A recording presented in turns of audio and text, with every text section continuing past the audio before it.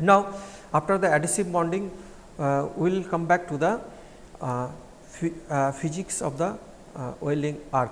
So, in physics of the welding arc, here we will try to focus on the basic the welding arc and the electron emission techniques or mechanism, what are the different zones in the welding arc, typical electrical aspects, initiation of the arc and force acting on the arc, effect of the electrical polarity, efficiency of the arc, modes of metal transfer. These are the typical topics related to the physics of the welding arc we will try to cover in this module.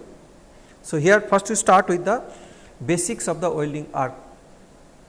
So, definitely in arc welding process, the arc develops due to the flow of the current, and charged particles should have reasonably good electrical conductivity. So, that is the main principle of the welding arc, that welding arc can be representatives of the charged particles and movement of the particles within the arc itself. But these charged particles can be generated by the three different theory can be explained in this case. The first is that thermoionic emission.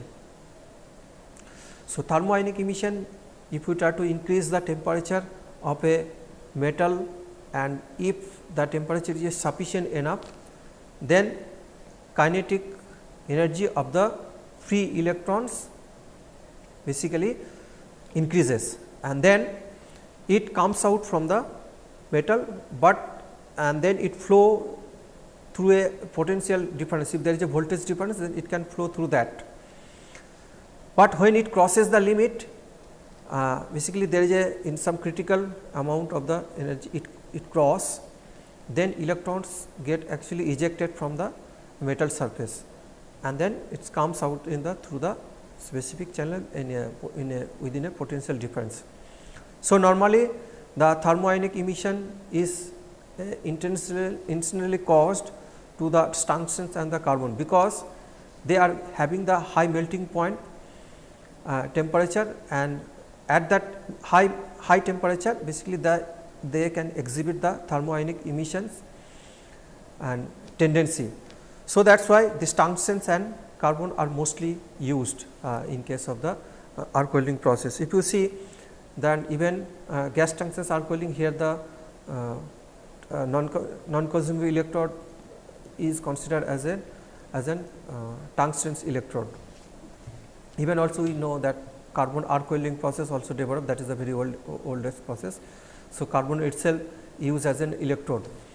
So, once this is thermoionic emissions for the different materials are different. So, in that purposes tungstens or carbon can be used. Second, we can see the field emission. The free electrons are basically pulled out of the metal surface by high potential difference between the workpiece and the electrode. So, between the workpiece and electrode, if there is if we apply some voltage difference, and then the free electrons actually pulled out from the tungsten or carbon electrode. And the secondary emissions, the high velocity secondary emissions can be explained like that high velocity electrons actually that also collide with the other gaseous molecules and results in the decomposition of the gaseous molecules into the atoms and the charged particles. Basically, it is a cloud of electrons and ions is the created. So, that is called the secondary emission. So, with that, these three basic mechanism, that the thermoionic emissions, field emissions and the secondary emissions, basically the whole arc basics of the welding arc can be better explained. Now, if we look into the very intuitively that what are the different zone in a arc gap, we can find out that first is the cathode spot. So, that is the zone from where the electrons are emitted. Electrons are emitted from the cathode. So, first is the electrode is there, and from the electrode there is a then this component that is called the cathode, and the cathode drop zone, these two. So, certain zone from the cathode, and this zone is basically called the cathode spot, and from here to here,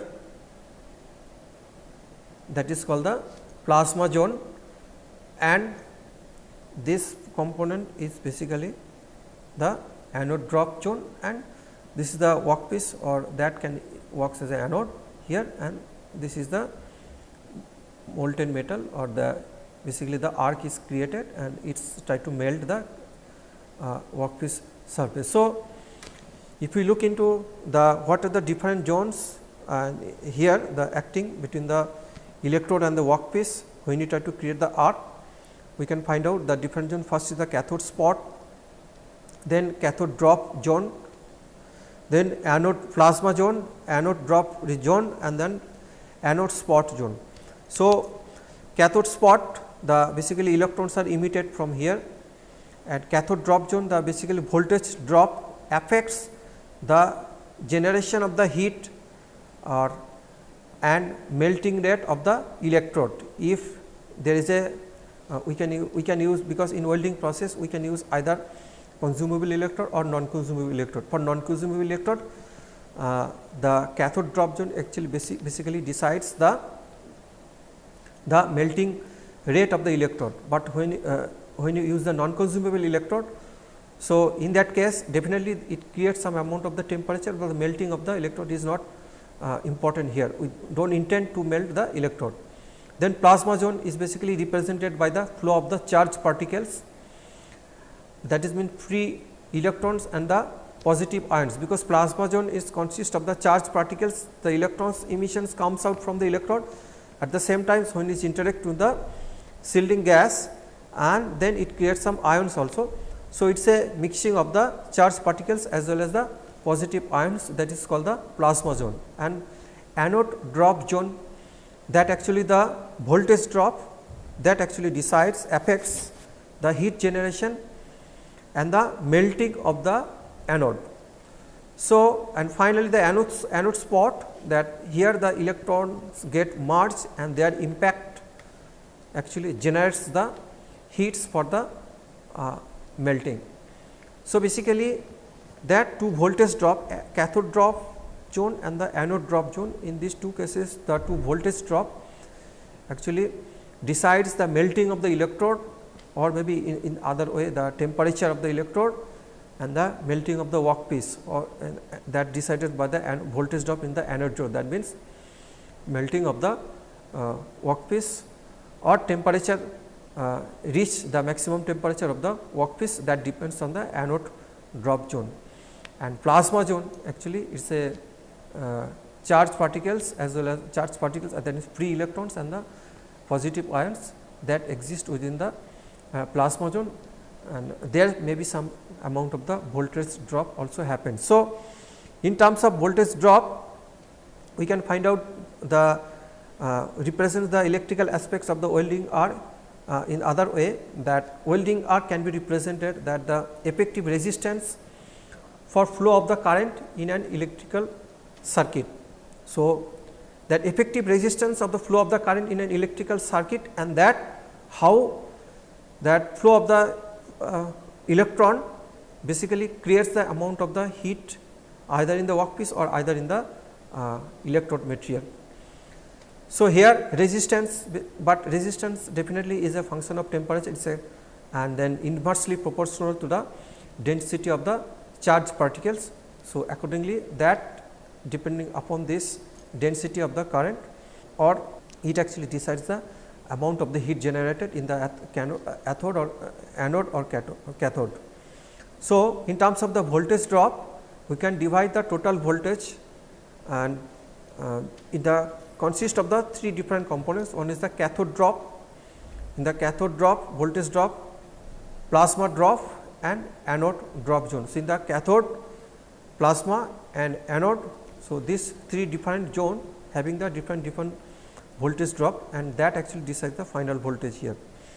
So, power of the arc is estimated that the voltage between the electrode and the workpiece material, total voltage drop, and what is the flow of the current and within this electrical circuit, that means by this electrical circuit by the creating of the arc between the electron and the workpiece. So, V into I that actually decides the power of the arc. Now, variation of the arc length. So, that means variation of the arc length actually affects the amount of the heat generation, because it alters the amount of the voltage drop between the cathode and anode, and of course, the nature of the shielding gas also influence in the heat generation, and shielding gas of course, in the cathode and the heat generation in the because shielding gas mainly impact in the cathode and the anode drop zone, and how the interact of the shielding gas with the charged particles of the electron here, and that actually makes a very complicated phenomena, and that complicated phenomena is simple way represented by an electrical arc.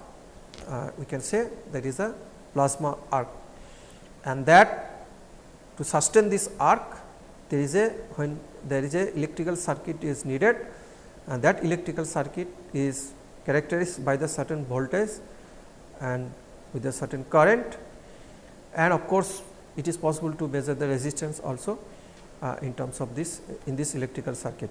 So, once we can measure that voltage and current can be controlled by the power source, and that is the measure of the arc power in this case. Now, looking into the arc, now we try to look into the initiation of the arc.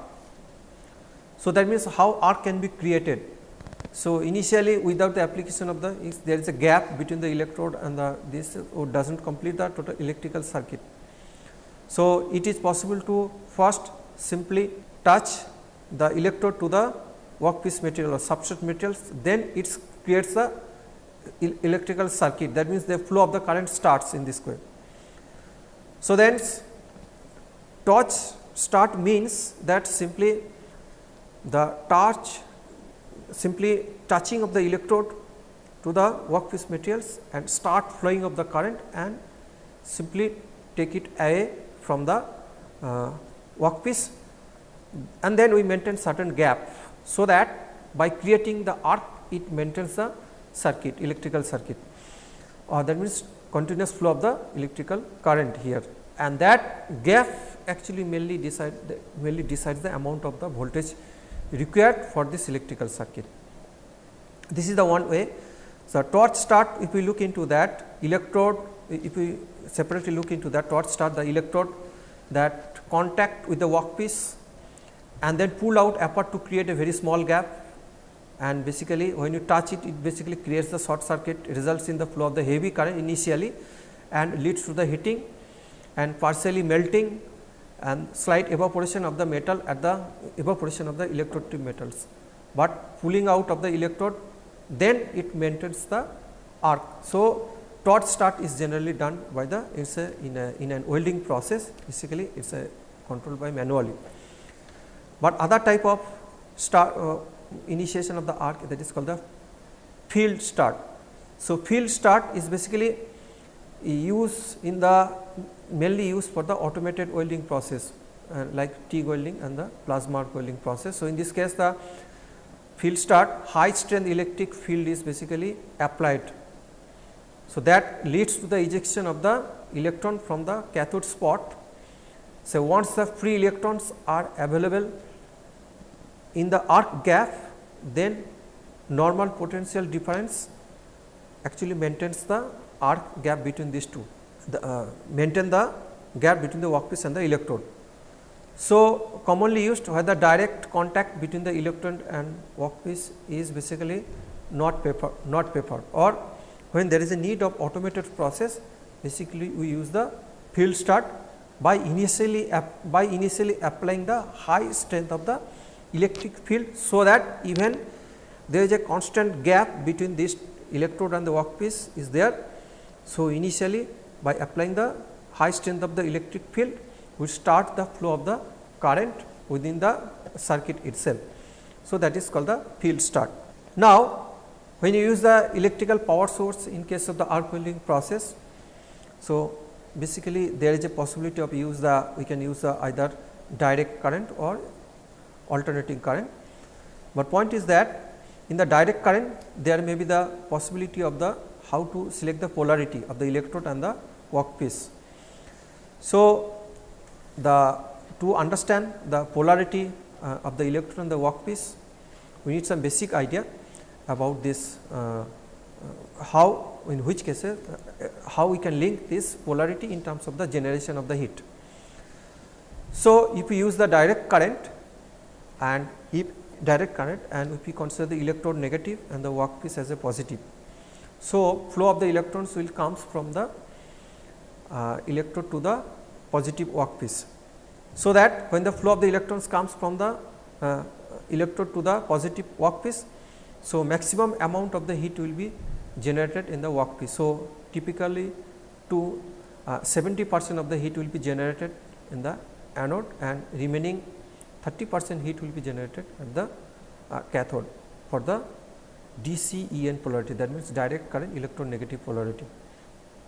So, in this case mass of the electron is much less than that mass of the ion. So, it basically gets accelerated at the high velocity and more heat will be generated at the anode. That means, when this electron will be attracted to the positive workpiece. So, more when electrode will impact on the positive workpiece. So, it is expected that the more amount of the heat will be generated in the workpiece. So, that is the principle. Now, depending upon the different application or different type of welding process, how we can use different types of polarity here. For example, DC welding, that already told that in DC welding we can use the direct current state polarity or direct current electrode negative, both are the same. State polarity means the electrode negative and workpiece is the positive. And in this case, but where is the applicability of this direct current electrode negative or state polarity?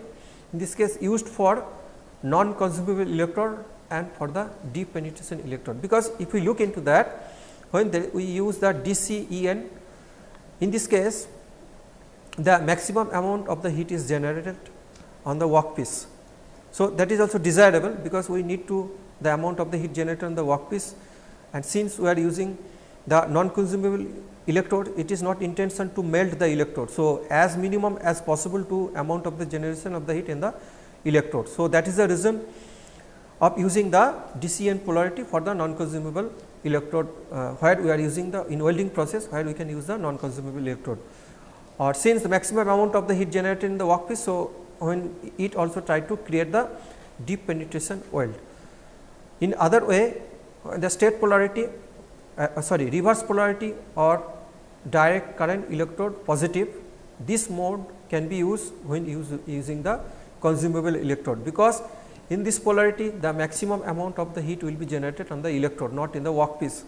So, using the consumable electrode, intention is to melt the electrode material, not the melt the electrode material, that is a one positive electrode material, that is the main requirement. And of course, at the same time the less amount heat will be generated in the workpiece material, that also melt the material, but more prone to the control the melt of the electrode material. So, normally direct current electrode positive can be used when there is we can use the consumable electrode, and in this case definitely it cannot create the very thin section, very deep penetration. So, thin section materials can be welded using this DC-EP polarity. Now, AC welding, alternating current can also be used in the power source. So, when there is a change of the polarity in every cycle of the current, then there is a use of the AC current. So, typical example of the aluminum. So, when you try to join the aluminum or aluminum alloy, the more preferable choice of the polarity is the AC current can be used in this case. But arc stability, in this case gas metal shielded metal arc welding actually provides a better arc stability with DC-EN or than DC-EP polarity. So, in this, but GTAW commonly use the DC-EN polarity, and that means in arc stability, basically arc stability is more when we use the that polarity, that is the DC-EN polarity. So, in that sense the DC-EN polarity can be used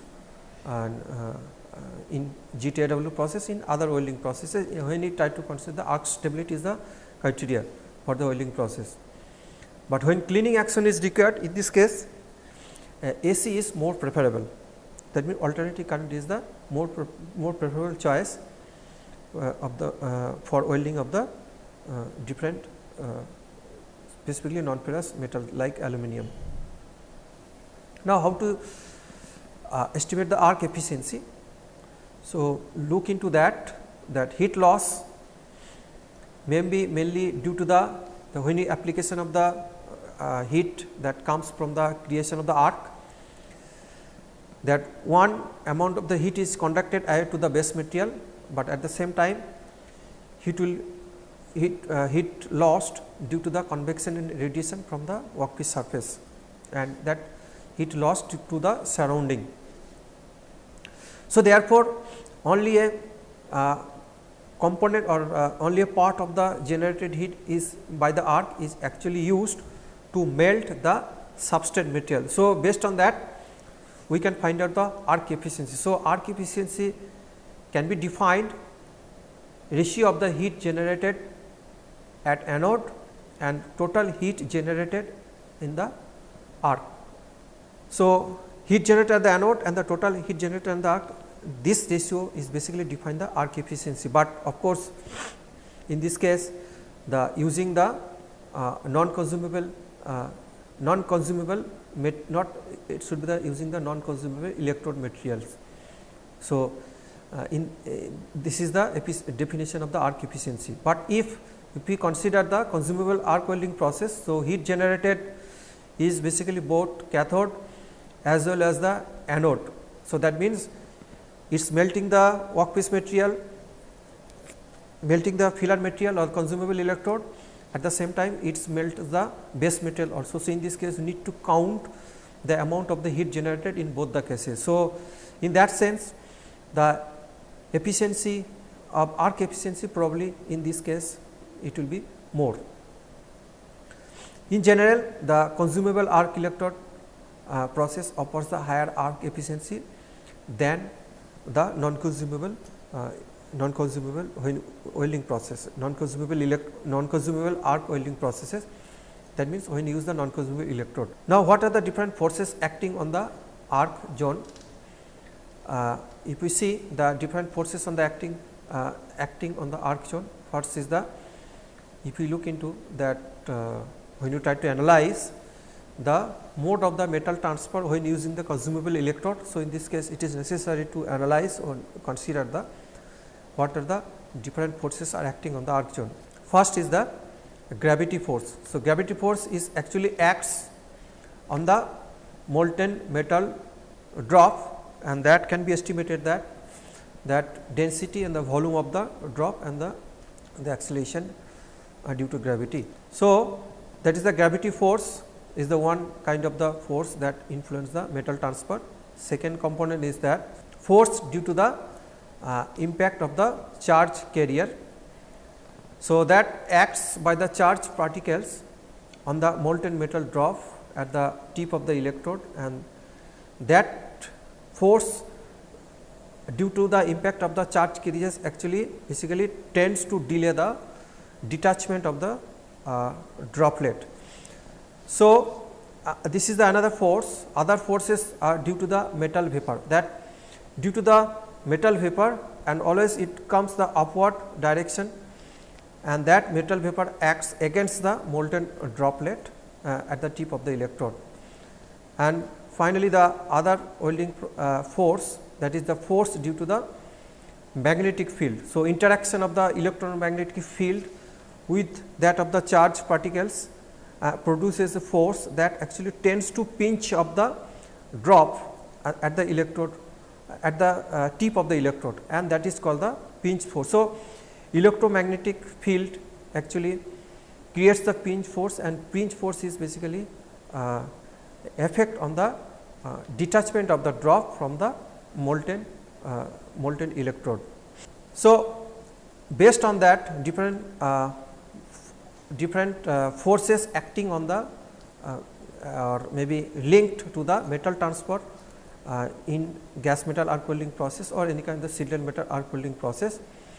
So, mainly the metal transfer happens from the tip of the electrode, and the factors apart from this all these different driving forces, the typical factors are the shielding gas, composition of the electrode and diameter of the electrode.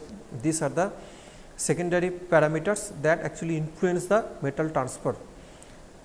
But if we look into that, different type of the metal transfer normally observed in the fusion welding process, that is at the first is the short circuit transfer, second the globular transfer, then third is the spray transfer, and the finally is the deep transfer. So, all this nature of the types of the metal transfer is actually governed by the different forces acting during the welding process. So, that different forces is basically the gravity force, surface tension force, the electromagnetic force, any force due to the metal vapor, and this creates a very complex impact on the different types of the or different modes of the metal transfer in arc welding process.